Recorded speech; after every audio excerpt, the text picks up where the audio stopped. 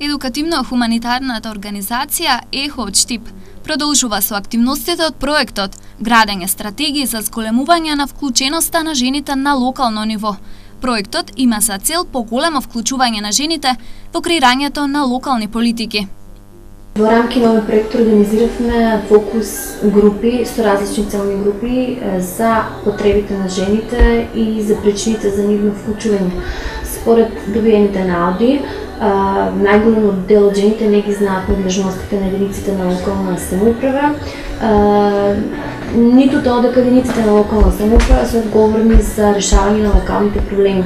Оние кои што пак за ова се свесни, не ги знаат можностите и формите за вклучување во креирање на политики на локално ниво. Затоа, нашата цел е да ги охрабриме, информираме и едуцираме жените за тоа кои се формите и можностите за вклучување во креирање на локални политики, кои се нивните права од областта на социјална заштита, работничките права, како и формите на здружување за организирано влијание во заедницата.